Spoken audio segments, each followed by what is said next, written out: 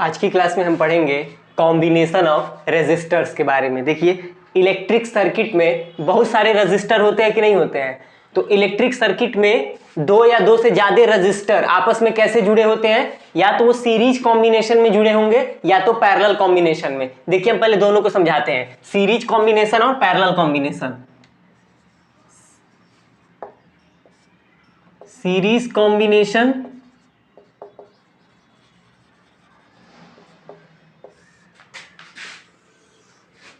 Parallel combination. Parallel combination, series combination में देखिए resistors कैसे जुड़ते हैं।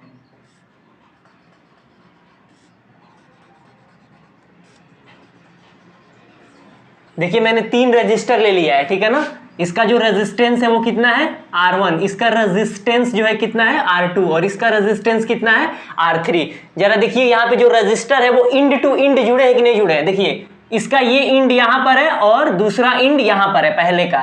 अब देखिए दूसरे वाले का पहला इंड और पहले वाले का दूसरा इंड एक ही पॉइंट है कि नहीं है, ठीक है ना। फिर ये दूसरे वाले का देखिए ये दूसरा इंड और ये तीसरे वाले का पहला इंड, मतलब रजिस्टर इसमें इंड टू इंड जुड़े कि नहीं है, एक ही वायर में। देखिए एक ही वायर टाइप का ये है कि नहीं है, ठीक है ना। इन तीनों को हम क्या बोलेंगे, ये सीरीज कॉम्बिनेशन में जुड़े हैं। ये तीनों रेजिस्टर्स ना, इनका रेजिस्टेंस कितना है R1, R2 और R3, ये क्या है सीरीज कॉम्बिनेशन में जुड़े हैं। और देखिए ये सीरीज कॉम्बिनेशन है तो मैंने यहां पर एक बैटरी बना दिया, यहां पर एक की बना दिया और ये हो गया एमीटर आपका जो करंट की वैल्यू मेजर करेगा।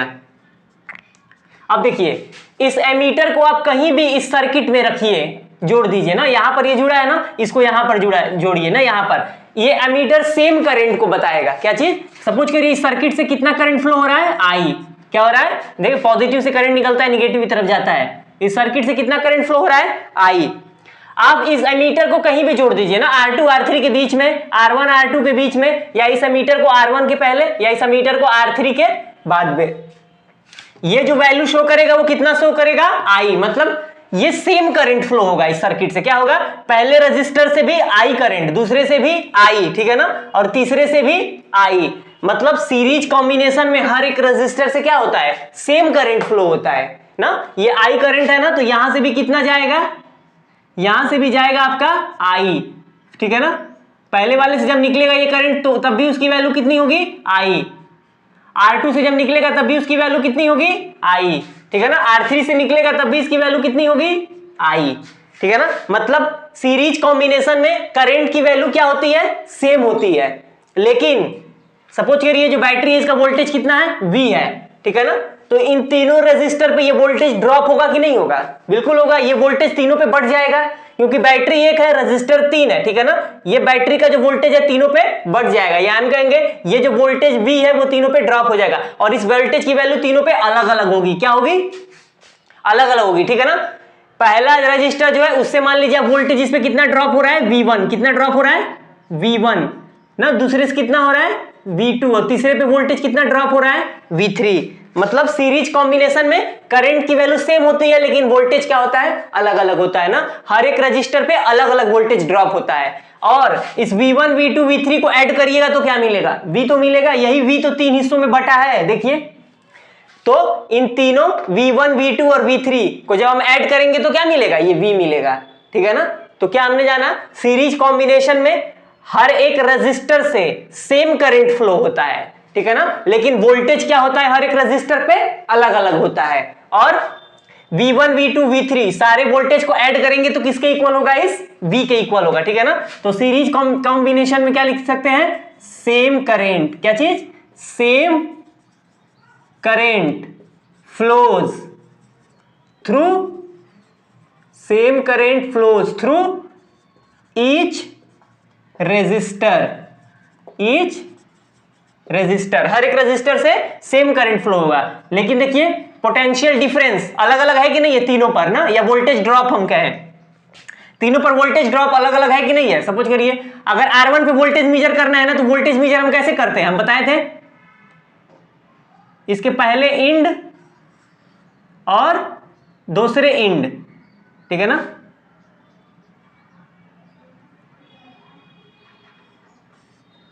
को वोल्ट मीटर से आप क्या कर दीजिए, जोड़ दीजिए, ठीक है ना। पता है वो वोल्ट मीटर पे जितना पोटेंशियल डिफरेंस बताएगा ना, उतना ही R1 पे पोटेंशियल डिफरेंस ड्रॉप होगा ना, या वोल्टेज ड्रॉप होगा ना।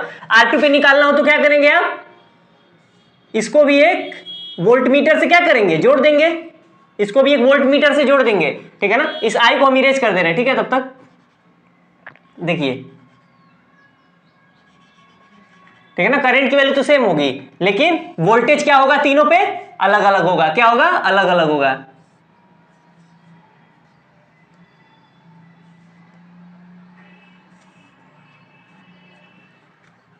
पहले पे वोल्टेज कितना ड्रॉप हो रहा है, V1, देखिए, और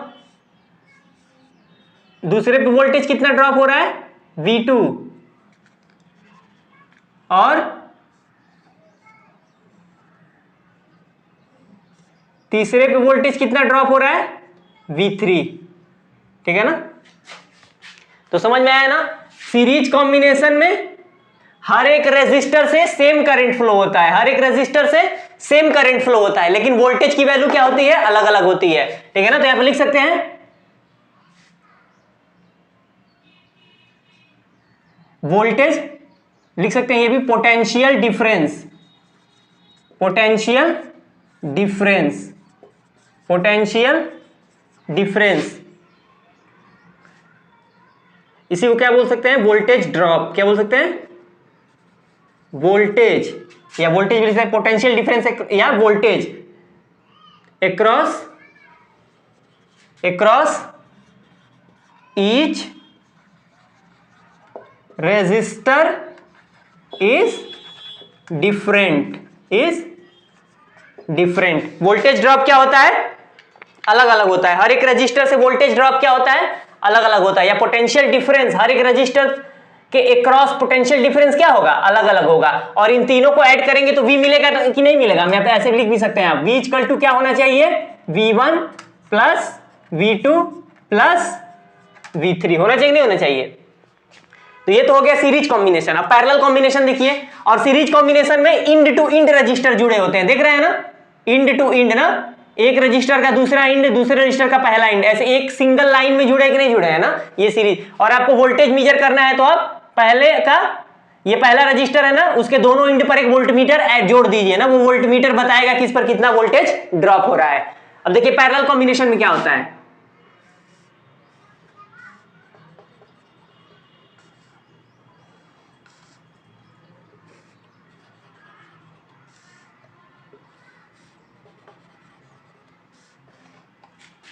ये देखिए,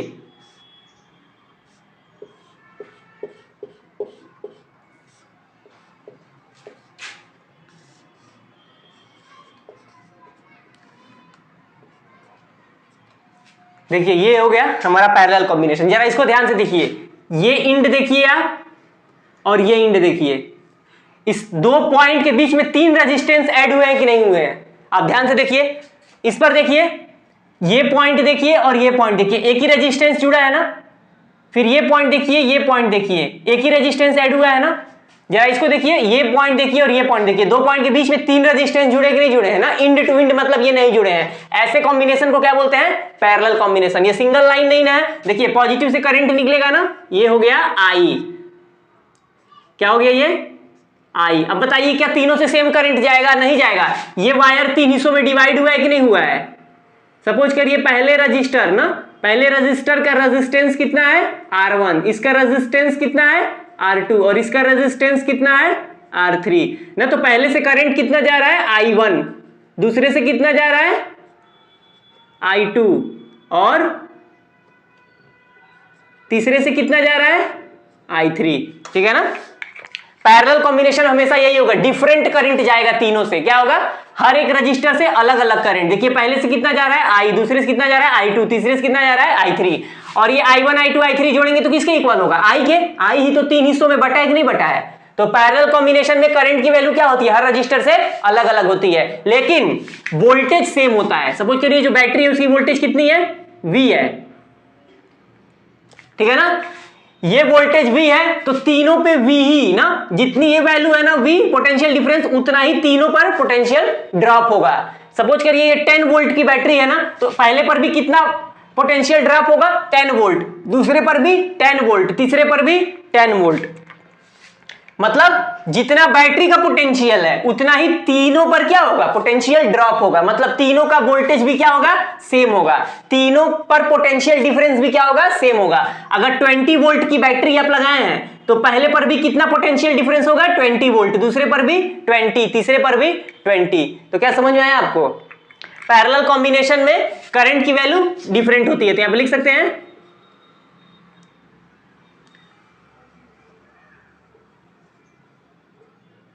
different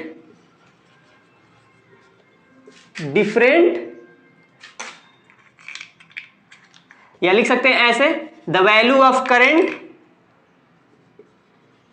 the value of electric current, the value of electric current in parallel combination, the value of current, electric current in parallel combination is different। Current की वैल्यू क्या होती है डिफरेंट होती है, लेकिन वोल्टेज क्या होता है सेम होता है, ठीक है ना। लिख सकते हैं पोटेंशियल डिफरेंस या इसको क्या बोल सकते हैं वोल्टेज, पोटेंशियल डिफरेंस या voltage across each resistor is same, ठीक है ना। पोटेंशियल डिफरेंस या वोल्टेज की वैल्यू क्या होगी सेम होगी तीनों पर ना। अगर ये V वोल्टेज है ना बैटरी, तो इस पर भी कितना पोटेंशियल डिफरेंस होगा V, इस पर भी V, इस पर भी V। और ये देखिए I1 I2 I3 को जोड़ेंगे तो किसके बराबर होगा I के। I इक्वल टू क्या होना चाहिए I1 plus I2 plus I3, ठीक है ना। तो ये तो हो गया सीरीज कॉम्बिनेशन और पैरेलल कॉम्बिनेशन ना। सीरीज में करंट की वैल्यू सेम होती है और पोटेंशियल डिफरेंस की वैल्यू क्या होती है या वोल्टेज की वैल्यू क्या होती है अलग अलग होती है हर एक रेजिस्टर पर। पैरेलल कॉम्बिनेशन में क्या होता है करंट की वैल्यू अलग अलग होती है, लेकिन पोटेंशियल डिफरेंस क्या होता है वोल्टेज क्या होता है सेम होता है। अब हम एक्सप्रेशन निकालेंगे, देखिए किसका एक्सप्रेशन निकालेंगे। सीरीज कॉम्बिनेशन में 3 रेजिस्टर है ना R1 R2 R3, मैं ये कहूं इन तीनों का इक्विवेलेंट क्या होगा, मतलब इन तीनों को हटाकर इसकी जगह पे एक सिंगल आपको लगाना है इस सर्किट में, और वो सिंगल वाला भी वही काम करे जो ये तीनों काम कर रहे हैं, ठीक है ना। इसको बोलते हैं इक्विवेलेंट ना। अब हम इक्विवेलेंट निकालेंगे कि R1 R2 R3 ना, सीरीज में बहुत सारे रजिस्टर अगर दिए हो R1 R2 R3 R4 R5, ठीक है ना, बहुत सारे रजिस्टर दिए हो तो उनका इक्विवेलेंट क्या होगा हम निकालेंगे, फिर पैरेलल का इक्विवेलेंट निकालेंगे, ठीक है ना। आप लोग इसको नोट कर लीजिए तो हम बताते हैं आगे।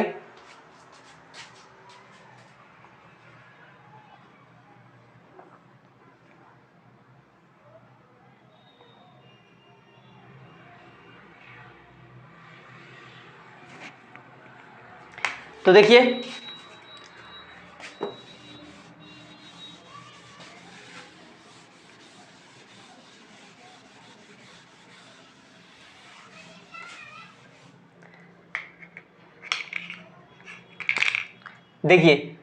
ये सीरीज कॉम्बिनेशन है ना, हमको इक्विवेलेंट निकालना है। इक्विवेलेंट कहने का क्या मतलब हुआ, इन तीनों को रिप्लेस कर दें एक सिंगल से, है ना, तो इन तीनों का इक्विवेलेंट हम निकालना है। अब देखिए सीरीज कॉम्बिनेशन में करंट की वैल्यू क्या होती है सेम होती है, लेकिन वोल्टेज की वैल्यू क्या होती है डिफरेंट होती है, ठीक है ना।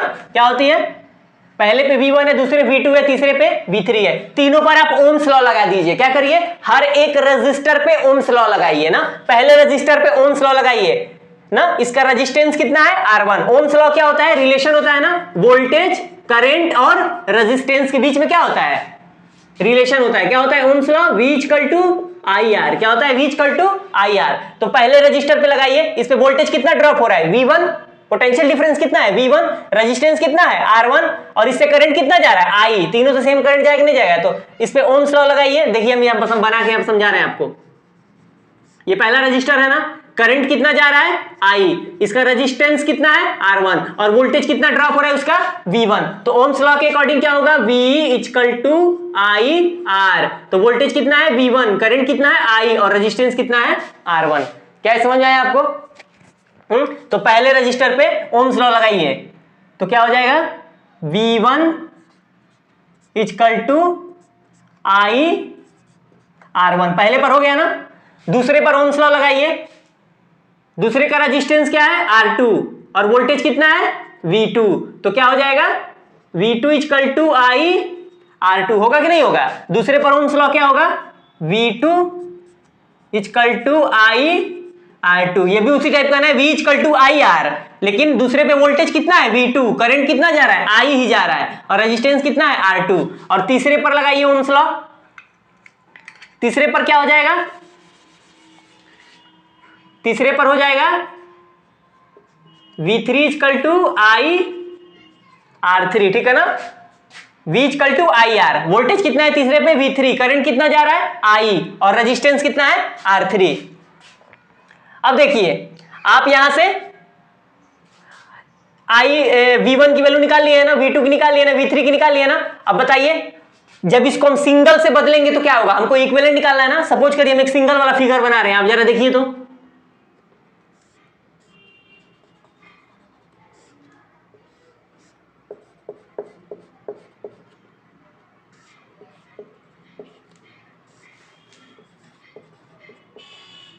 ये देखिए इन तीनों का इक्विवेलेंट ये है रेजिस्टेंस। इसका मैंने रेजिस्टेंस क्या मान ले रहा है R। हमको इक्विवेलेंट निकालना है ना। इन तीनों को एक सिंगल से बदल दे, किससे? एक सिंगल रेजिस्टेंस से बदल देना। तो इस R की वैल्यू कितनी होगी हमको यही निकालना है ना। इन R1 R2 R3 को रिप्लेस करके एक रेजिस्टेंस हमको लाना है सिंगल ना, और उसका ये R निकालना है। हमको क्या निकालना है? R निकालना है। देखिए करंट तो सेम है ना, करंट कितना है इस सर्किट में I है, करंट की वैल्यू तो सेम है। वोल्टेज की वैल्यू कितनी है? सेम है V, लेकिन R1 R2 R3 की जगह पे क्या हो गया है? R हो गया है। तो ये सिंगल एक सर्किट हो गया कि नहीं हो गया? रेजिस्टेंस R है और क्या है? करंट I है और वोल्टेज V है। क्या होता है Ohm's law? V equal to I R होता है कि नहीं होता है? बताइए V equal to I R होता है कि नहीं होता है? हमको इस R की वैल्यू क्या करनी है? फाइंड करनी है। नहीं इक्विवेलेंट रेजिस्टेंस है तीनों का। तो आप यहाँ पे पहले हम लिख ले रहे हैं लेट इक्विवेलेंट रेजिस्टेंस। यहां पे लिखिए let equivalent resistance of resistors R1 R2 and R3 is R। हम क्या मान ले रहे हैं? R1 R2 R3 इन तीनों का इक्विवेलेंट क्या है? R है, ठीक है ना। हम क्या मान ले रहे हैं? इन तीनों का इक्विवेलेंट क्या है? R है। तो ये फिगर कैसे रिप्लेस हो जाएगा? देखिए ये फिगर इसमें रिप्लेस हो जाएगा कि नहीं हो जाएगा? इन तीनों की जगह पर एक सिंगल R आ गया कि नहीं आ गया? ठीक है ना। इस R की वैल्यू हमको निकालनी है। अब बताइए आप ये जो वोल्टेज है V1 V2 और V3, V1 V2 V3 को ऐड करेंगे तो अब किसके इक्वल आएगा? V के आएगा कि नहीं आएगा? हाँ तीनों वोल्टेज जो है तो उसको ऐड करिए आप यहाँ पे। हम इसको यहाँ बना रहे हैं देखिए, ठीक है ना। इस फिगर को हम इरेज कर रहे हैं, देखिए यहां पर हम इसको समझा रहे हैं। तो यहां पे लिखेंगे V equal to V1 V2 और V3। ये हुआ कि नहीं हुआ? अब बताइए ओम्स लॉ से पूरे सर्किट में जो ओम्स लॉ लगाए थे क्या लगाए थे? आप बताइए V इक्वल टू क्या लगाए थे? I R लगाए थे, नहीं लगाए थे? ये पूरे सर्किट का ओम्स लॉ है, लेकिन R क्या है? इक्विवेलेंट रेजिस्टेंस है। क्या है? इक्विवेलेंट रेजिस्टेंस है। तो इस V की जगह भर सकते हैं नहीं भर सकते हैं? ये V की वैल्यू देखिए, V की जगह पे क्या भर सकते हैं? I R पूरे सर्किट के लिए है ना, V equal to I R। अब ये V1 कितना आप निकाले हैं? I R1 कितना निकाले हैं? I R1। और V2 कितना निकाले हैं? I R2। V3 कितना निकाले हैं? I R3। अब देखिए इसमें से I कॉमन है ना, I को कॉमन ले लीजिए तो क्या बचेगा अंदर? R1 R2 और R3। और यहां पर क्या है? I R। ये देखिए इस I से I कैंसिल हो जाएगा। R कितना आ जाएगा? R equal to R1 plus R2 plus R3। मतलब सीरीज कॉम्बिनेशन में देखिए फिर से इसका वो बना रहे हैं फिगर।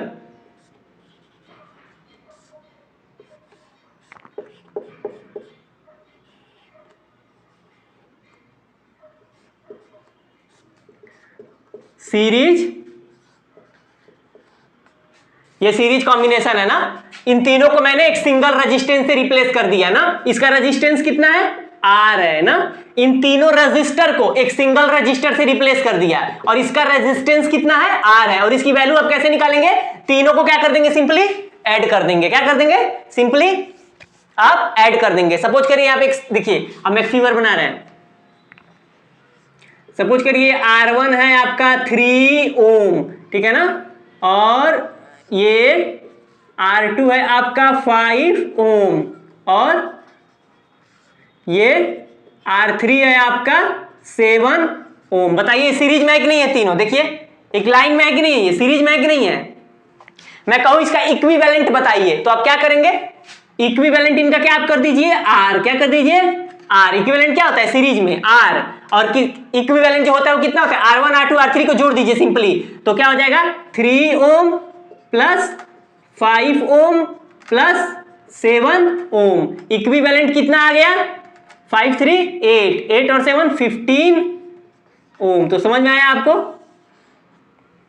सीरीज कॉम्बिनेशन में जब भी इक्विवेलेंट निकालना होगा तो क्या करेंगे, हम सिंपली तीनों रेजिस्टेंस को ऐड कर देंगे। क्या कर देंगे, ऐड कर देंगे। 3 हो 4 हो या 5 हो ना, सीरीज में हमेशा इक्विवेलेंट आप कैसे निकालेंगे, आप जितने रजिस्टर दिए होंगे उनके रेजिस्टेंस को सिंपली आप क्या करेंगे, ऐड कर देंगे ना।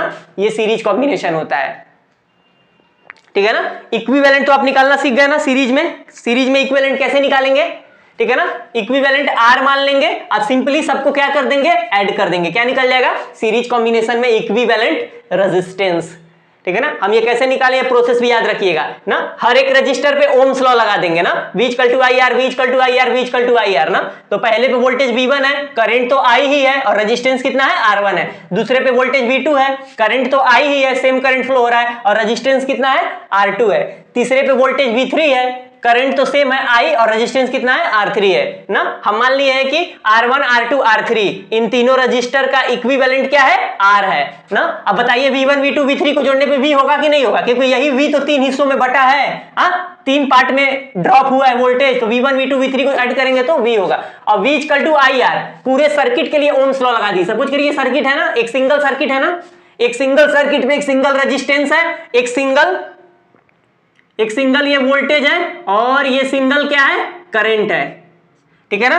तो एक वोल्टेज है, एक रजिस्टर है और एक करंट है। तीनों में क्या रिलेशन होता है ओम्स लॉ से, V equal to I R. क्या होता है, V equal to I R. लगा सकते नहीं लगा सकते, टोटल वोल्टेज के लिए है कि नहीं है V। तो टोटल वोल्टेज की जगह पे लिखेंगे तो क्या लिखेंगे, टोटल करंट और टोटल रेजिस्टेंस। देखिए ये टोटल वोल्टेज है तो ये क्या होगा, टोटल करंट, और ये क्या होगा, टोटल रेजिस्टेंस, मतलब इक्विवेलेंट रेजिस्टेंस। इसी आर की वैल्यू हमको निकालनी है ना, तो V equal to I R. अब V1 देखिए, V1 ये कह रहा है ना पहले पर वोल्टेज, तो पहले पर वोल्टेज का मतलब पहले पे करंट और पहले पे resistance, V equal to I R ना।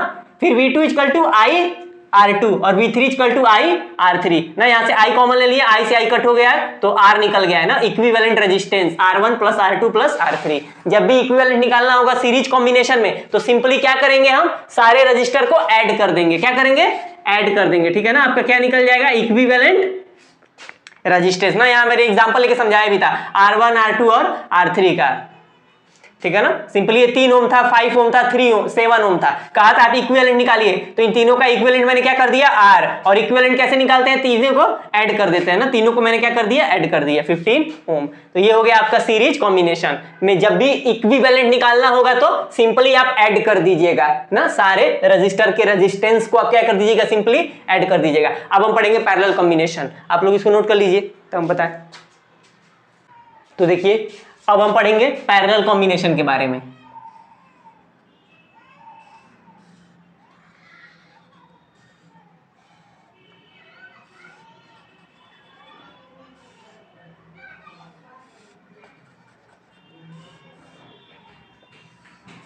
तो देखिए ये हो गया 3 रजिस्टर, इस पे इसका रेजिस्टेंस कितना है, R1, इसका कितना है, R2 और इसका कितना है, R3। और ये हो गया हमारा बैटरी, और यहां पे मैंने की लगा दिया और ये हो गया एमीटर। अब बताइए इससे करंट कितना फ्लो हो रहा है, हम सपोज करेंगे पूरे सर्किट में करंट कितना है, आई है। अब बताइए तीनों से अलग अलग करंट जाएगा कि नहीं जाएगा, क्योंकि आई डिवाइड हो गया कि नहीं हो गया है 3 पार्ट में। हाँ, तो पहले से कितना करंट जा रहा है, I1, दूसरे से कितना जा रहा है, I2, और तीसरे से कितना जा रहा है, I3। कितना जा रहा है, I3। और पूरे बैटरी का वोल्टेज कितना है, V है। कितना है, V है। तीनों पर सेम वोल्टेज होगा कि नहीं होगा, पहले पर भी V वोल्टेज ही ड्रॉप होगा, दूसरे पर भी V ड्रॉप होगा ना। इन तीनों का हमको इक्विवेलेंट निकालना है। क्या निकालना है, पैरेलल में इक्विवेलेंट। तो अब ओम्स लॉ लगाइए तीनों पर, ठीक है ना। ओम्स लॉ लगाइए, पहले पर ओम्स लॉ बताइए। रेजिस्टेंस R1 है ना, करंट I1 है ना, और वोल्टेज V होगा ना, तो V equal to IR। Ohm's law होता है ना, तो वोल्टेज तो V है और करंट कितना है, I1 है, और रेजिस्टेंस कितना है, R1 है। ध्यान से देखिए, करंट I1 है, रेजिस्टेंस कितना है, R1 है। दूसरे पर ओम्स लॉ लगाइए, V इक्वल टू IR होता है। अब वोल्टेज कितना है दूसरे पर, V है, और करंट कितना है, I2 है, रेजिस्टेंस कितना है, R2 है। तीसरे पर ओम्स लॉ लगाइए, V इक्वल टू IR होता है ओम्स लॉ। वोल्टेज कितना है, V है तीसरे पर, करंट कितना है, I3 है, और रेजिस्टेंस कितना है, R3 है। समझ में आया आपको ये। अब देखिए यहां से आप I1 की वैल्यू निकाल लीजिए, तो R1 इधर डिवाइड हो जाएगा कि नहीं हो जाएगा, तो I1 कितना आ जाएगा, I1 आ जाएगा आपका V बाई R1। यहां से I2 निकाल लीजिए आप, I2 कितना हो जाएगा, V बाई R2। और यहां से I3 निकाल लीजिए, क्या हो जाएगा, V बाई R3। क्या समझ में आया आपको। देखो देखिए R1 को इधर मैंने डिवाइड कर दिया है, तो V बाई R1 आएगा कि नहीं आएगा, इधर क्या बचेगा, I1 ना। I1 equal to V by R1, I2 equal to V by R2, और I3 equal to V by R3। अब R1 R2 R3 का इक्विवेलेंट सपोज कर लीजिए R है, मतलब इन तीनों की जगह पे आप सिंगल लगाना चाहते हैं रेजिस्टेंस ना, उसका भी तो कुछ रेजिस्टेंस होगा, आप उसको सपोज कर लीजिए R है। तो आप लिखिए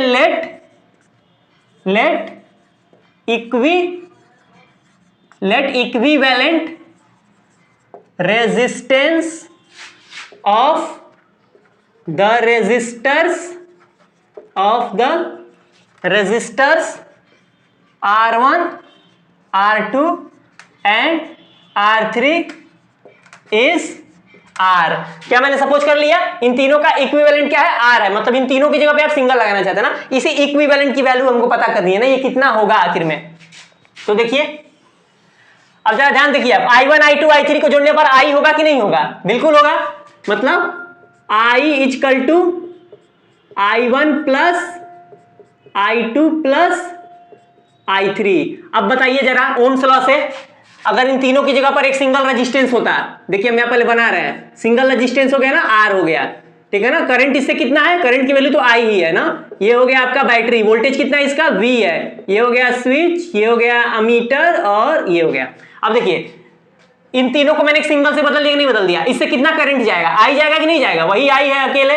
वोल्टेज कितना है, V है। इस पर ओम्स लॉ लगा सकते कि नहीं लगा सकते हैं, जब ये बदल जाए तीनों तब की बात है ये। तो ओम्स लॉ क्या होगा, V इक्वल टू IR होगा कि नहीं होगा, V इक्वल टू IR। तो बताइए इस I की वैल्यू क्या हो जाएगी, यहां से I की वैल्यू हो जाएगी V बाई R, मतलब टोटल करंट I है। देखिए टोटल करंट I को रिप्लेस करना होगा तो क्या करेंगे, total voltage upon total resistance, मतलब इक्विवेलेंट रेजिस्टेंस। तो इस I की जगह क्या लिख सकते हैं, V बाई R लिख सकते हैं, नहीं लिख सकते हैं, जब ये बदल जाए तब की बात है ये, ठीक है ना। Total voltage, total current, total resistance, मतलब इक्विवेलेंट रेजिस्टेंस। अब देखिए इस I को बदलिए, यहां पे मैं लिख भी दे रहा हूं, V इक्वल टू क्या होता है, IR, V equal to IR।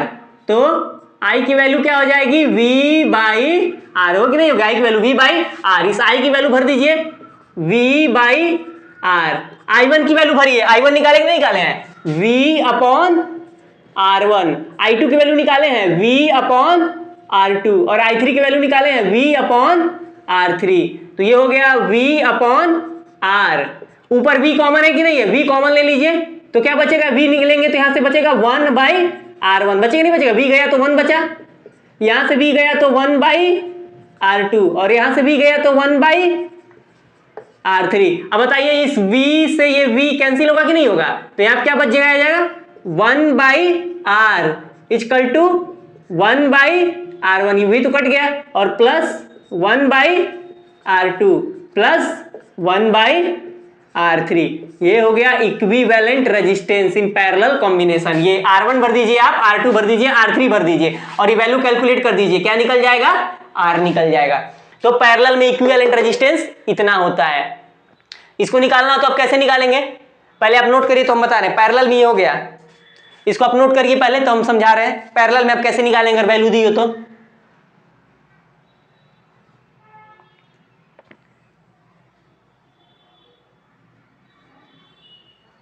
देखिए हम समझा रहे हैं, ये हो गया पैरेलल में कैसे निकला है, ये आपको ये भी पता चला है ना आर की वैल्यू कैसे निकली है इक्विवेलेंट की। पहले पे ओम्स लॉ लगा देंगे, दूसरे पे लगा देंगे, तीसरे पे निकालेंगे ना। जो डिफरेंट है ना I1 I2 I3 उसकी वैल्यू निकाल लेंगे। I1 की वैल्यू निकाल लेंगे V/R1, I2 निकाल लेंगे V/R2 और I3 निकाल लेंगे V/R3। देख रहे हैं ना। और फिर I1 I2 I3 को जोड़ के I के इक्वल कर देंगे ना।